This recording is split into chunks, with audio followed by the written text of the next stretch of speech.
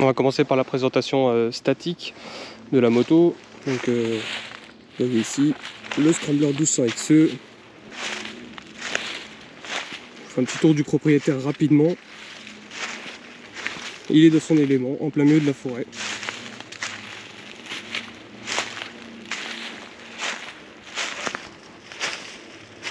Bon, je commence par la clé. Donc la clé, c'est une clé sans fil. Donc on peut, sur le logo Triumph ici, on peut allumer ou éteindre la clé. Donc ça passe en rouge chez éteint au niveau de la transmission. On appuie sur le bouton, ça la rallume. On a quand même une clé pour ouvrir et pour verrouiller le Neyman. Donc première chose, le Neyman. Ici, on verrouille avec la clé. Donc on met la clé dedans. Tac, on tourne et c'est verrouillé. Vous voyez. Hop. Pour déverrouiller, on remet la clé dedans. Hop, je vous montre. On tourne à droite et on l'enlève. Elle sert aussi à ouvrir la trappe de réservoir Monza. Toujours le même principe. On met la clé, on tourne à gauche, on dévisse avec ses deux doigts. Et on enlève. Donc 16 litres de contenance de réservoir sur cette moto. Vu la consommation, on tape sur 300 km sans être optimiste ni pessimiste. On est sur une bonne moyenne. Voilà. Et dernière chose, ça sert à ouvrir votre selle. Donc on tourne à gauche. Hop. Et on a accès en dessous. Donc il n'y a pas grand chose à voir de toute façon. Vous avez ici votre petit compartiment pour mettre votre smartphone par exemple, les papiers de la moto. Bon, c'est pas recommandé mais c'est obligatoire comme ça pour les essais. Et ici vous avez une petite prise USB, voilà, qui est auto-alimentée quand la moto est allumée. Alors je vais vous montrer rapidement avec un gros smartphone ce que ça donne. Donc c'est très gros. Vous voyez, hop, on ferme, c'est étanche. Voilà pour ça, hop, on rappuie dessus, on ouvre, on reprend le téléphone, et puis voilà. Hop, on remet les papiers, on rappuie dessus fortement, et la selle pareil, elle est ici, on la remet en place, il suffit juste de la remettre juste en face du réservoir, on appuie en bas, on appuie, et c'est terminé. Et la clé elle ne sert à rien d'autre. La clé vous la repliez, elle est dans votre poche sans contact. On va faire l'avant de la moto du coup. Donc ce qu'on retrouve à l'avant, on retrouve une roue en 21 pouces, donc 90-90-21 pour être précis. En freinage, on a du Brembo M50 à 4 pistons, avec un double disque. Les jantes, des jantes à rayons tangentiels du coup, donc c'est du tubeless, il n'y a pas de chambre à air dans ces pneus. Donc ça c'est un bon point aussi, vous voyez les rayons sont en dehors de la jante, donc il n'y a pas de fond de jante et tout ça pour vous embêter. Il n'y a pas de valve coudée, donc c'est une valve traditionnelle, mais bon, encore une fois l'accessibilité elle est bonne, donc il n'y a pas de problème particulier pour faire la pression des pneus. La fourche choix dont je vous parle et que je vous parlerai juste après, 25 cm de débattement, c'est énorme, c'est une belle fourche en doré en plus, franchement magnifique. On est sur un refroidissement liquide bien entendu. Voilà, vous avez votre radiateur ici, on voit quasiment rien d'ailleurs en durée de refroidissement. La face avant, je vais vous mettre le contact. On est sur du LED, full LED, clignotant aussi d'ailleurs. Voilà. Donc là on est sur la... Je vous montre juste la signature lumineuse en feu diurne comme ça. Voilà. Et en feu de croisement, hop, ça donne ça. Et en plein phare avec le bouton rouge ici. Ça éclaire vraiment très fort. Hop. Donc la contenance du réservoir 16 litres, je vous l'ai déjà dit. On va passer au tableau de bord. Donc pour allumer l'écran et pour allumer juste la moto, on appuie sur le bouton du haut. Et pour mettre l'injection, on appuie une fois vers le bas. Et on a toutes les informations sur le tableau de bord qui apparaissent. Donc sur le commodo de gauche, qu'est-ce qu'on a? On a le régulateur de vitesse, les anti-brouillards qui sont optionnels, les feux de jour en haut, les feux de croisement en bas, les poignées chauffantes avec un bouton, regardez, on va les retrouver là. Donc si j'appuie sur le bouton là, on retrouve les poignées chauffantes en haut de l'écran ici. Si j'appuie encore une fois sur le bouton, on passe en position intermédiaire de chauffe, minimale de chauffe et éteinte. Les clignotants, qui sont semi-automatiques d'ailleurs, à retour automatique comme sur les voitures, c'est-à-dire vous mettez le clignotant à gauche, vous prenez l'angle à gauche et vous remenez en position centrale, il se coupe tout seul, ou à un certain nombre de répétitions, il se coupe. Voilà. Les modes de conduite, donc le bouton M qui est là, donc on appuie dessus, et sur le tableau de bord, on voit les modes de conduite qui s'affichent à gauche de l'écran. Et le joystick de sélection pour naviguer dans les menus qui est en bas. On peut aller en bas, à gauche, à droite, en haut et en appuyant dessus. Voilà. Sur la partie de droite, vous avez les feux de détresse, le menu Home.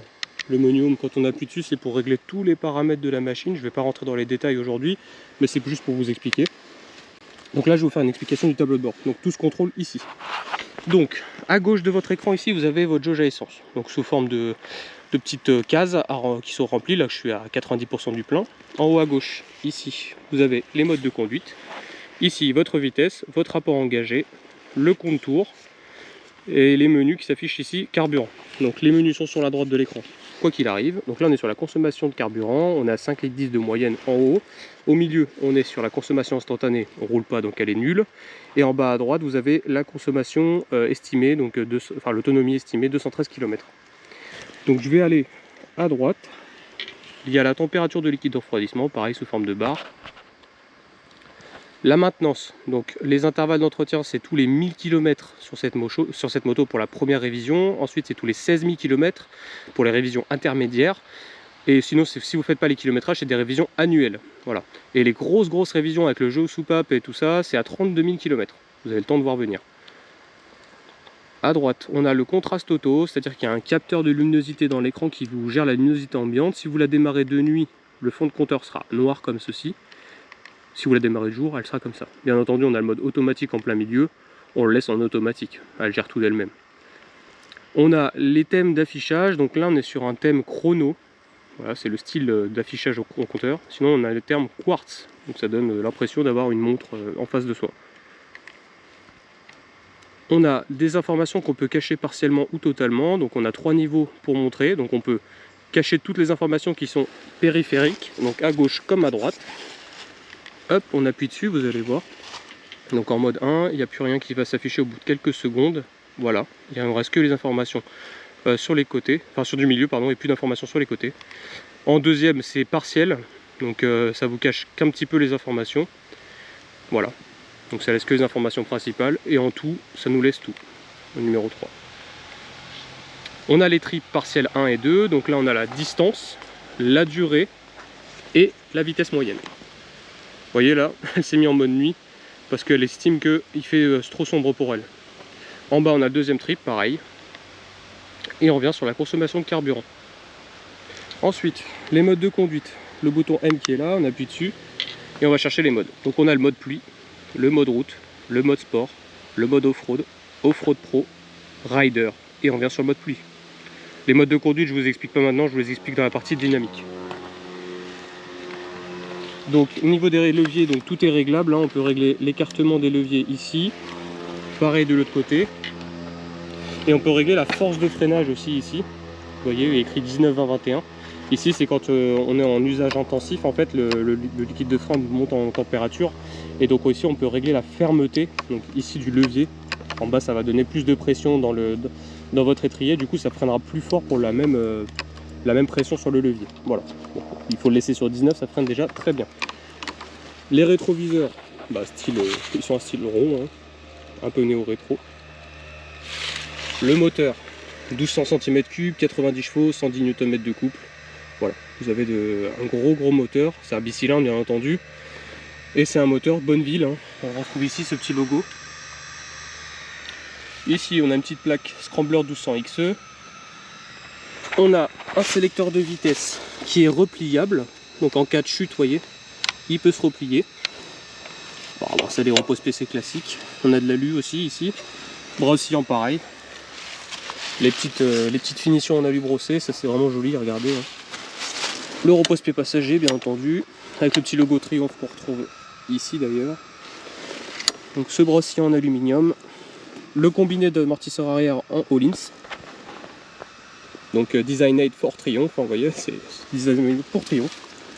À l'arrière, on a un pneu en 150-70-17 Metzeler Tourance Next comme sur l'avant. Le Brembo double piston, vous voyez, ça freine bien, franchement c'est super bien même. À l'arrière, on a cette arrière de la machine, un bel éclairage LED. Alors, comme ceci.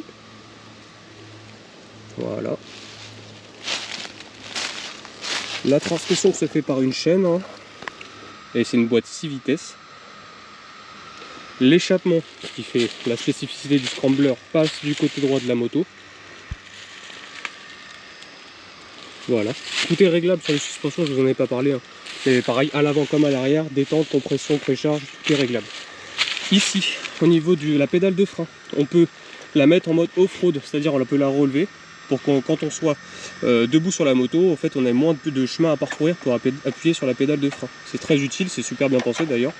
Sinon vous êtes en mode routier classique.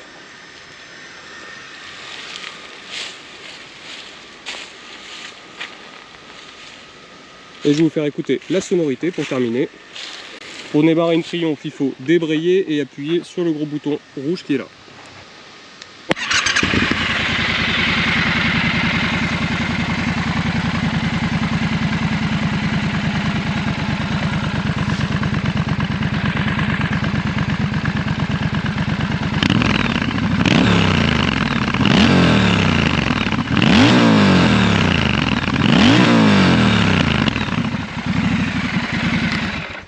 Bon, pour ceux qui s'intéressent, on a la partie dynamique juste après. Pour la ville, première des choses, quand on n'est pas grand comme moi, 1m70, on pose le pied droit à terre et forcément on a la ligne d'échappement qui est le côté droit de la moto.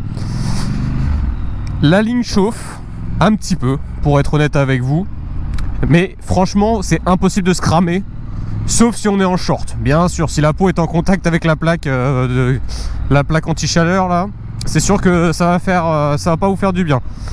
En revanche, voilà, c'est pas un frein pour les personnes qui se demandent si c'est accessible pour une personne qui fait 1m70. Oui, on n'a pas tous les mêmes longueurs de jambes, je suis d'accord aussi, mais il n'y a rien de rédhibitoire.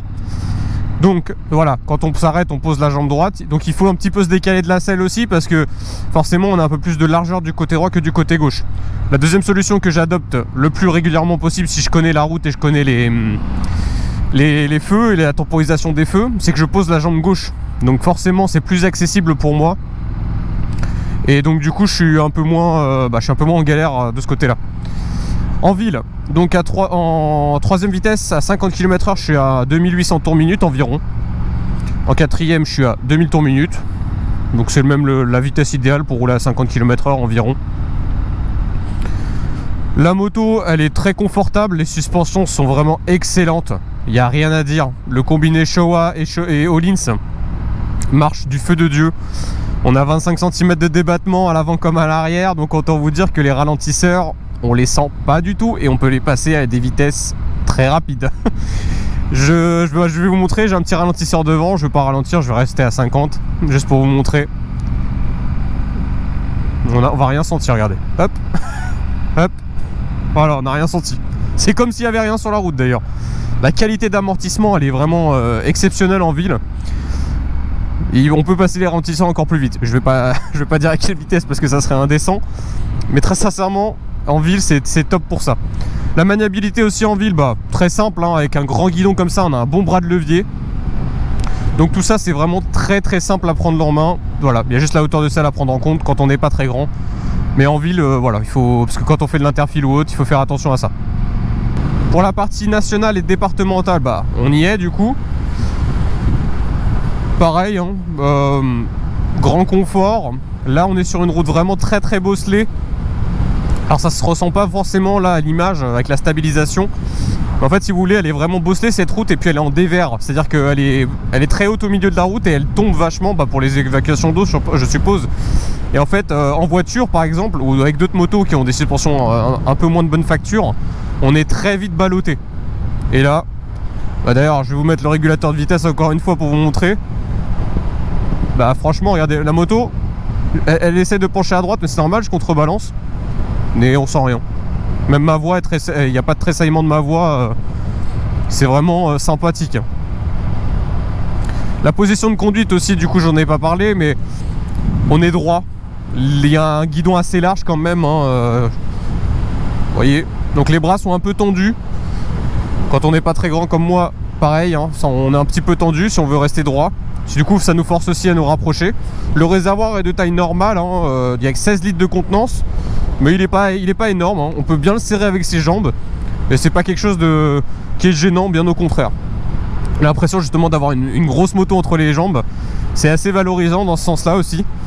Alors je sais pas si je vous en ai parlé, mais le compteur est réglable en inclinaison aussi. Vous voyez, on peut le pousser si on est grand, du coup quand on est en off-road, vous voyez, on voit le compteur. Là je suis debout, du coup on voit super loin.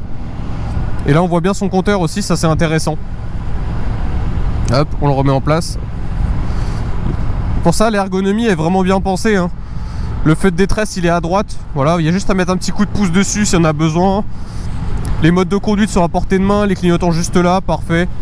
Le régulateur de vitesse et la selle et les anti-brouillard pardon à l'avant sont là. Les poignées chauffantes ici. Tout est à portée de main, tout est affiché sur le tableau de bord. C'est top. Pour la partie autoroutière du coup, donc pas de protection, hein, y a rien du tout pour vous protéger. On peut mettre une bulle éventuellement. Pas de pare-brise haut comme sur un Tiger par contre. Bon, faut faire avec du coup. Je rappelle ma taille, 1m70. Moi personnellement ça me gêne pas. Mon casque c'est un Shoei GTR 2. Donc pour moi tout est bien. Ça me va, j'en prends pas trop de la quiche. C'est juste au niveau des pneus du coup. Vu que c'est des pneus mixtes, les Tourance Next de chez Metzeler, on a un petit peu de mouvement au niveau des pneus quoi. On sent que la structure du pneu, tout ce qui est rainure et tout ça, on les sent un petit peu à haute vitesse forcément. Du coup j'en profite pour vous montrer la petite fonctionnalité sympathique, le régulateur de vitesse. Donc le régulateur de vitesse on le trouve en haut à gauche ici. Donc je vais me caler à la vitesse que je veux. Donc là je vais me caler à 105 km/h. Je vais appuyer sur le bouton en haut à gauche. Et je sais pas si on voit, donc là je suis à 104 pardon. Et à droite ici on a écrit 7 avec un petit compteur en vert. Et là le régulateur fonctionne tout seul. Mes mains sont lâchées. La conduite semi-autonome. Je mets juste mon clignotant, je double. Vous voyez, bon, je recommande pas de faire ça, mais voilà, c'est juste pour vous montrer que le régulateur de vitesse ça peut servir aussi, même si on peut être réfractaire à ça. Vous voyez, la main droite elle sert à rien.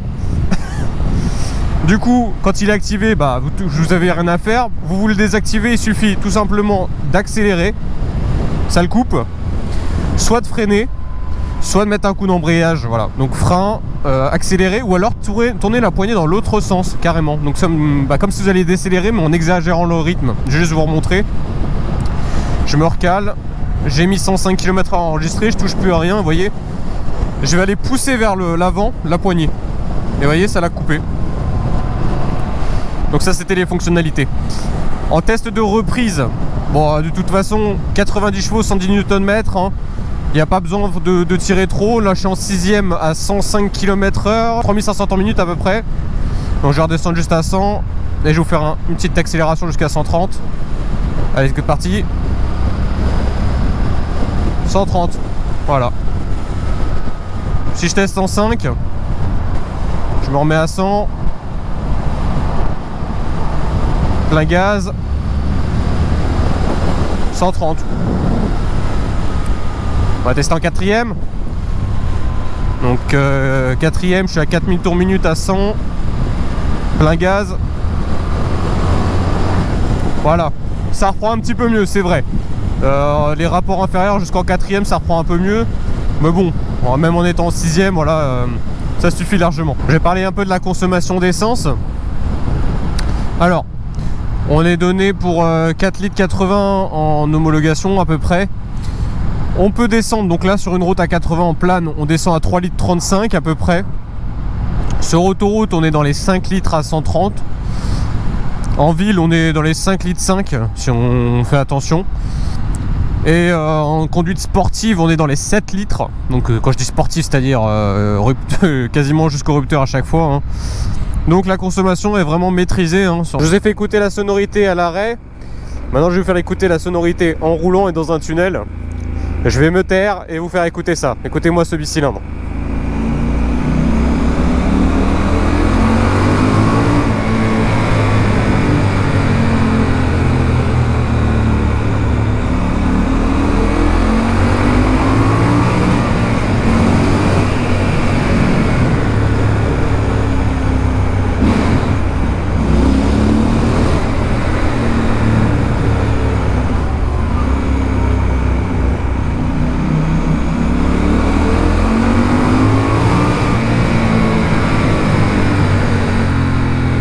C'est superbe, hein.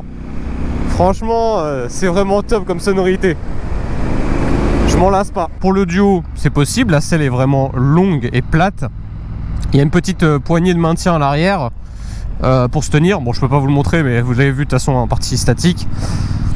Donc c'est largement possible. Alors le passager, il faut qu'il ait l'habitude par contre de se tenir à une main ou à deux mains derrière lui. Donc là, ça fait un peu de contrainte au niveau des bras. Mais très sincèrement, grâce aux suspensions, je le souligne encore une fois, la selle est pas très épaisse, donc le confort n'est pas optimal. Mais ça, c'est pas très grave, c'est pas ce qu'on cherche de toute façon sur un scrambler. Mais ça permettra quand même d'emmener un passager ou une passagère derrière dans un bon confort général. Et surtout au niveau des bosses, ralentisseurs et tout ça, on sent quasiment rien. Et ça, c'est vraiment super bien. Donc le duo est bien pensé, je trouve. Encore une fois, je suis monté dessus derrière tout à l'heure pour voir ce que ça donnait un peu. J'ai pas filmé, mais c'était juste pour me faire un avis. Et ouais, c'est vraiment convaincant en tout cas. Donc le scrambler n'est pas fait que pour aller se pavaner en off-road, bien entendu que non. Et heureusement d'ailleurs, je le trouve bien plus sympa d'ailleurs sur route que d'aller me le foutre dans les champs et compagnie. Moi je le prends comme un super mode hyper motard quoi. C'est vraiment une dose de bonheur et de fun à tous les étages. Là, je me surprends même à sortir mon pied et tout comme sur un super mode. C'est vraiment fun à souhait.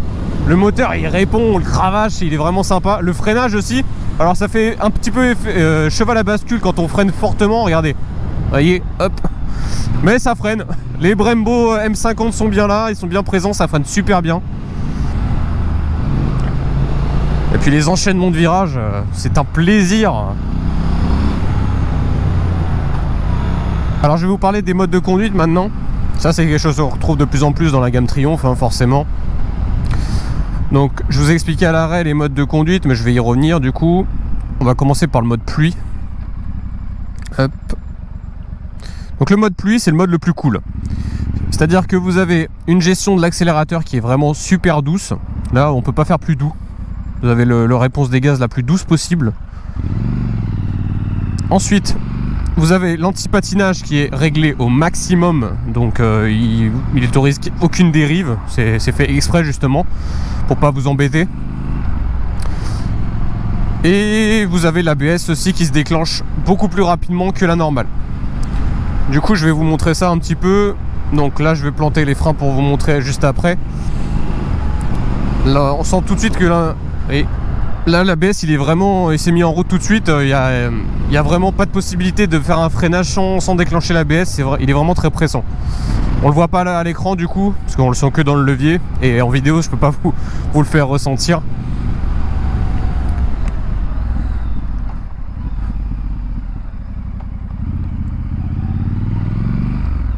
Donc là c'est la conduite vraiment cool. Mais bon, c'est pas limité à 100 chevaux parce que la moto en fait que 90 du coup, comme sur d'autres modèles de la gamme, sur un Speed Triple par exemple, où la puissance est limitée à 100 chevaux virtuellement grâce à la poignée d'accélérateur électronique. Hop là. En mode route, donc on est là. Il faut couper les gaz pour valider. Et voilà. Là c'est un peu plus réactif, vous voyez. Déjà, la réponse des gaz, elle est bien plus réactive qu'avant. L'ABS le déclenche moins vite aussi. Bon, l'anti-patinage, il fait sec et les pneus, ils sont bien chauds, donc on va dire que c'est un peu difficile d'activer ça. Mais en gros, voilà, c'est ce qu'il faut retenir. Le mode road, de toute façon, il porte bien son nom. C'est pour au quotidien, quand il fait beau. Pas de souci particulier à ce niveau-là. Hop. Et le dernier mode, donc pour la route et qu'on peut sélectionner en roulant, on a le mode sport. On coupe les gaz, voilà. Et là pareil, beaucoup plus réactif, hein, voilà. Vous voyez les à-coups, je sais pas si on le sent. Vous voyez, mais je me fais martyriser par la moto un petit peu quand même. Vous voyez, ça tire beaucoup plus sur les bras. Là on a son plein potentiel en mode sport. Donc l'ABS se déclenchera le plus tard possible. L'anti-patinage autorisera de la dérive un petit peu au niveau de l'arrière. Là-dessus, vous voyez, voilà. Je me fais un petit peu surprendre d'ailleurs. Vous voyez, tac. Là l'ABS je le déclenche pas, vous voyez.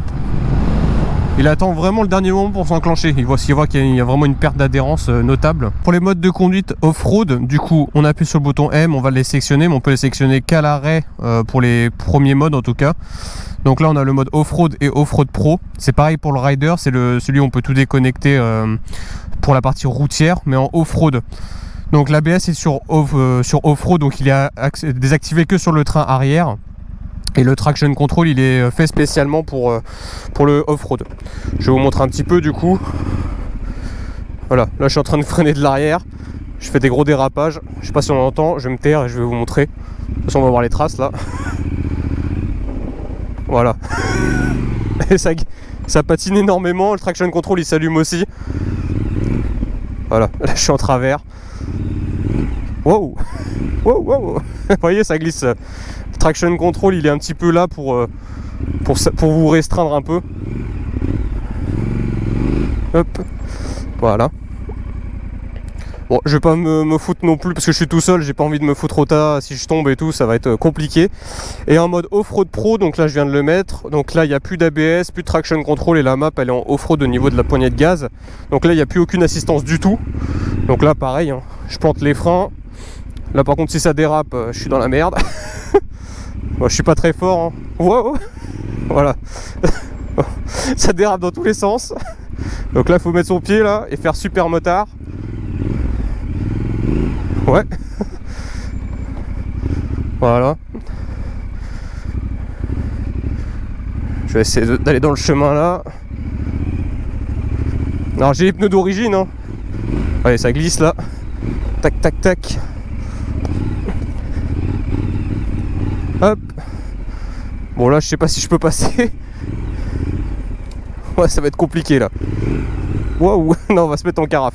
Bon, je vais pas aller plus loin, vous avez compris le délire.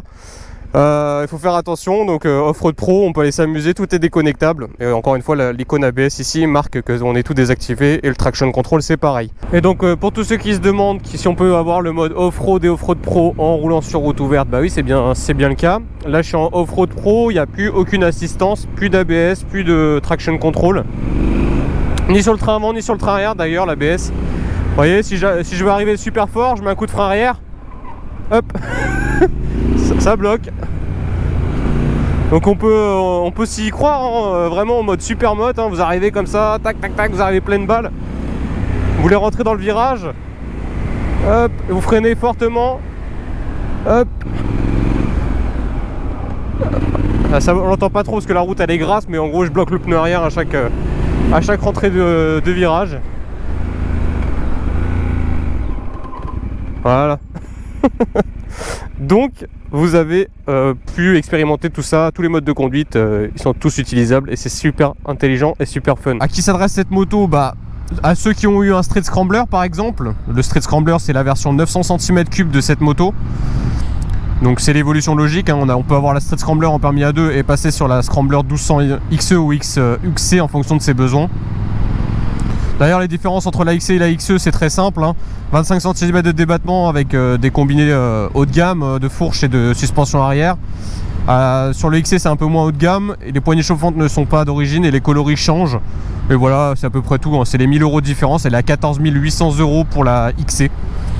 Donc c'est à peu près tout ce qui les différencie. Je récapitule un petit peu la moto. Donc Triumph Scrambler 1200 XE, on est à 15 800 €, on est à 90 chevaux, 110 Nm de couple, 210 kg, des fourches de très bonne facture à l'avant comme à l'arrière avec 25 cm de débattement, c'est du Showa à l'avant et du Öhlins à l'arrière. Tout est réglable en précharge, en détente et en compression. Donc ça c'est vraiment super. La moto n'est pas éligible au permis A2.